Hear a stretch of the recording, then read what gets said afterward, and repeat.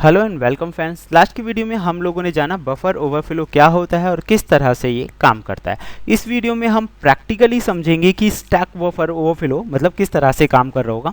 ये मैं एक सी लैंग्वेज के प्रोग्राम के जरिए आपको समझाने की कोशिश करूंगा। उम्मीद करता हूँ आपको ये समझ में आ जाएगा। तो चलिए फ्रेंड्स, सबसे पहले हमें क्या करना है, सी लैंग्वेज मैंने प्रोग्राम ऑलरेडी बनाया हुआ है, मैं उसे समझा देता हूँ आपको। ये प्रोग्राम था लास्ट टाइम जिसके बारे में हम बात कर रहे थे, उसी की तरह मैंने एक प्रोग्राम बनाया है, तो देखते हैं उसे। तो सबसे पहले फ्रेंड्स, जो प्रोग्राम मैंने सेव कर रखा है उसके बारे में मैंने नाम दिया हुआ है बफर। तो मैं उसे ओपन कर लेता हूँ और ताकि ज़्यादा टाइमिंग ना लगे। तो आप यहाँ देखेंगे कि इंक्लूड स्टूडियो हेडर फाइल्स हैं। जो लोग सी के बारे में जानते हैं वो आसानी से इसे समझ सकते हैं। यहाँ एक फंक्शन है टेस्ट के लिए, और जो बफर की लिमिट है उसके लिए मैंने करेक्टर बनाया है बफर, और लिमिट्स दे दी है 4 करेक्टर्स की जो लिमिट है वो मैंने उसे अप्लाई की है। गेट्स मतलब बफर्स के जो करेक्टर्स हैं उन्हें गेट करने के लिए, पुट मतलब मेमोरी में उसे पुट करने का काम करेगा, और उसके बाद ये रन अप होगा। तो फ्रेंड्स, यहाँ पे कंडीशन ऐसे रन कैसे करते हैं, कंपाइल कैसे करते हैं, ये शॉर्टकट कीज़ नीचे लिखी हुई हैं, आप पढ़ सकते हैं। ऑल्ट F9 कंपाइल यानी चेक करने का काम करता है, और कंट्रोल F9 इसे रन करने का काम करता है। यानी कि अगर आप कंट्रोल F9 प्रेस करेंगे तो ये जो प्रोग्राम है सी लैंग्वेज वाला ये रन अप हो जाएगा।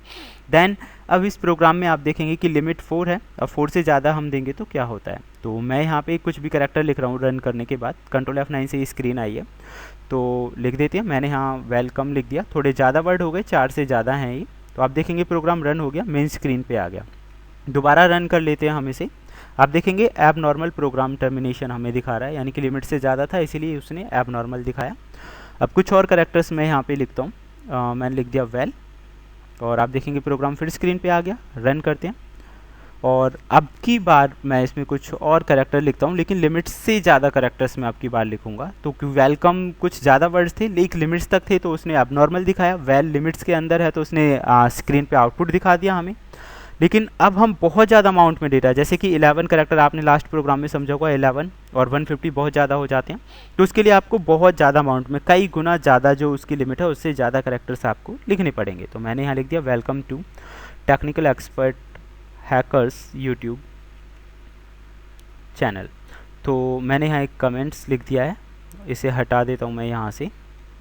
और देखेंगे एंटर करने के बाद आप देखिए 16 बिट MS DOS की जो एरर है वो हमें स्क्रीन पे दिखा रहा है, यानी कि जो प्रोग्राम है वो क्रैश हो गया, रन ही नहीं हो पाया। तो आप यहाँ देख सकते हैं NTVDM CPU has encountered an illegal instructions. तो इलीगल इंस्ट्रक्शंस मीन्स क्या है, उसकी लिमिट से भी ज़्यादा आप वर्क कर रहे हो, that is the illegal instructions.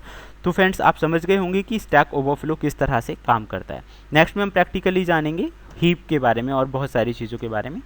तो तब तक के लिए थैंक यू, गुड बाय।